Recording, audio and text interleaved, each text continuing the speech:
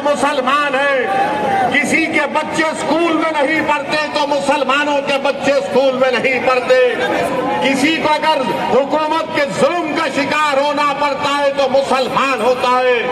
आप कान खोलकर सुन लो, मुसलमानों की सियासी लीडरशिप बनेगी इंशाअल्लाह ताला। ये संविधान मुझे इस बात की इजाजत देता है।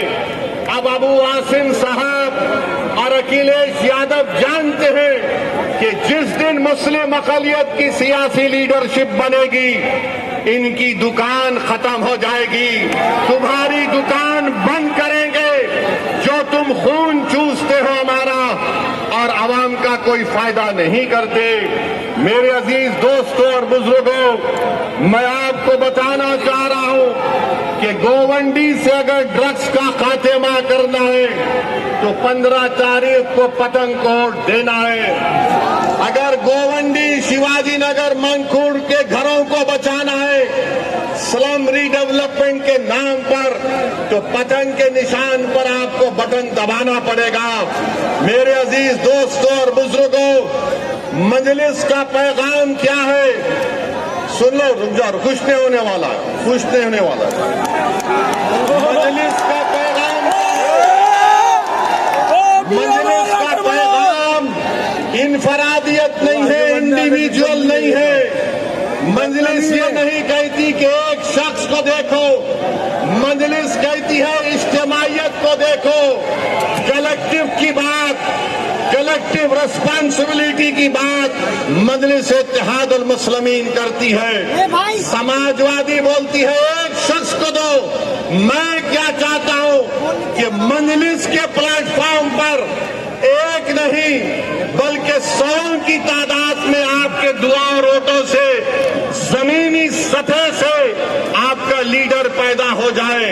ये काम में आपको ताउन करना है मेरे भाई। लीडरशिप को बनाना है जो आपकी आवाज में बात करेगा, जो आपके तकालीफ और मसाइल को बयान करेगा। और फिर जनाब अबू आसिम साहब ने इसी जगह पर एक प्रोग्राम किया और कहा 30 साल बेमिसाल, कहा था 30 साल बेमिसाल कहा था। अब मेरा जवाब अबू आसिम साहब आपके लिए है कि 20 साल गोवंडी बेहार, जुर्म की रात लंबी, गुर्बत, तंगी और कचरे के पहाड़, ये अबू आसिम का कमाल। 20-30 साल बेमिसाल, कभी भाई सुनिए, कभी चलकर फिरते भी आप। ने 10 साल में बांग्लादेश को लेटर ऑफ क्रेडिट कितना दिया? $8 बिलियन, $8 बिलियन। और तुम असदुद्दीन ओवैसी को गाली देते हो।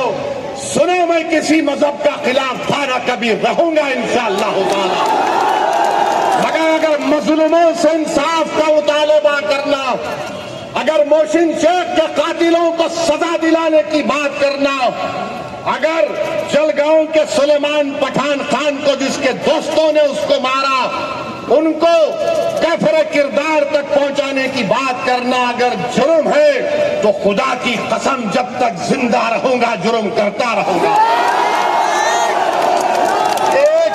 और वो क्रिकेट प्लेयर की सुनो, वो क्रिकेट प्लेयर, वो टीम ने उसको 10 करोड़ में खरीदा। आपने बांग्लादेश को 120 करोड़ रुपए 2025 में दिए एड और ग्रांट में। 1160 मेगावाट पावर बांग्लादेश को भारत से जा रहा है। और 10 साल में मोदी की हुकूमत ने एलओसी दिया $8 बिलियन का, $8 बिलियन का। और तुम नफरत करते हो मुसलमानों से। मैंने पार्लियामेंट में खड़े होकर कहा था कि बांग्लादेश की, हमारे हिंदू भाई बहनों की मंदिरों का तहफ्फुज़ होना चाहिए। आप पैसे दे रहे और यहाँ पर बीजेपी के लोग, क्योंकि महाराष्ट्र का इलेक्शन है, महाराष्ट्र की और मुंबई की जनता को बोल रहे देखो हमने एक बांग्लादेशी को भिजा दिया। अरे एक और को भिजाओ ना जो मोदी की बहन बनकर दिल्ली में बैठी हुई है। क्या आप चाहते हो मोहतरमा बांग्लादेश जाए? आप चाहते हो बांग्लादेश को दे दिया जाए? तो लगाओ नारा, नारे तकबीर। मोदी जी सुनो, ये आवाज आ रही है, लेके जाओ उसको, निकालो उसको, पहुंचाओ बांग्लादेश।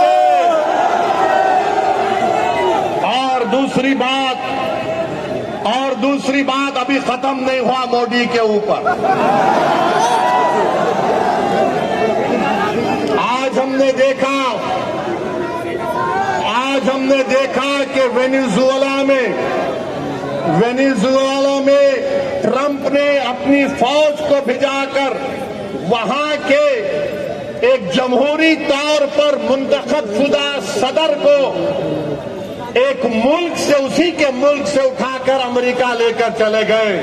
नरेंद्र मोदी जी, अमित शाह, देवेंद्र फडणवीस, जब ट्रंप अपनी फौज को भिजाकर वेनेजुएला से एक आदमी को उठा सकता है, जब सऊदी अरब यमन में मुखल्ला के पोर्ट पर बमबारी कर सकता है, मोदी जी हम आपको कह रहे हैं, आप पाकिस्तान में भिजाकर जो मुंबई की सड़कों पर साजिश करने वाले 9/11 के जालिम लोग हैं, चाहे वो मसूद अजहर हो या फिर लश्कर तैयबा का वो जालिम शैतान हो, मोदी जी 56 इंच का सीना है तो भिजाकर उठाकर,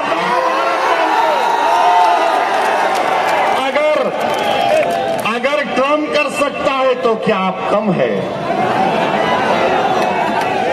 जब ट्रंप कर सकता है तो आपको भी करना पड़ेगा, क्योंकि मोदी ने कहा था अब की बार ट्रंप सरकार। तो मेरे भाई, मुझे मालूम कि आज के इस भाषण के बाद टीवी चैनल के लोग मसरूफ हो जाएंगे।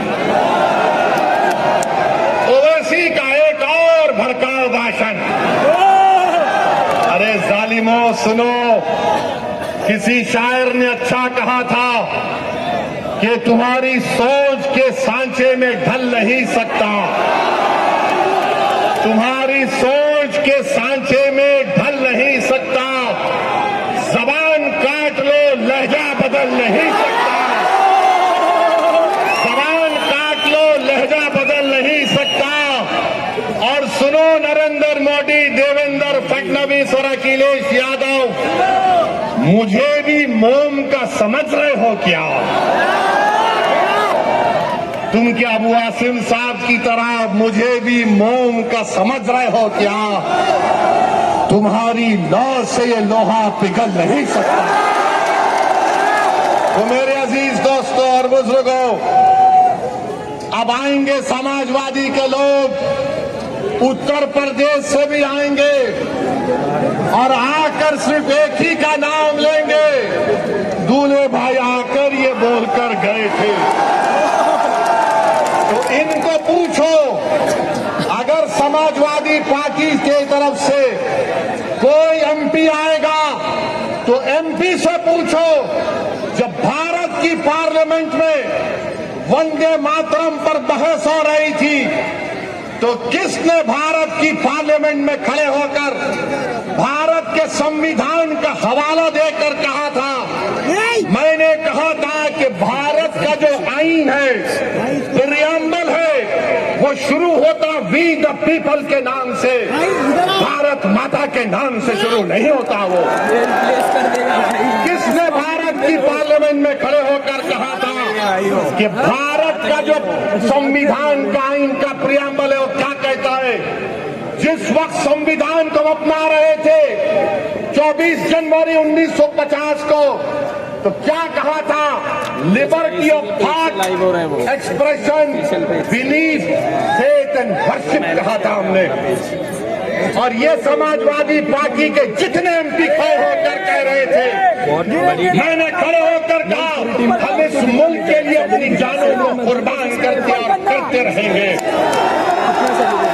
मगर हमने कहा है कि हम सिर्फ अल्लाह की इबादत करने वाले हैं। हम अपनी माँ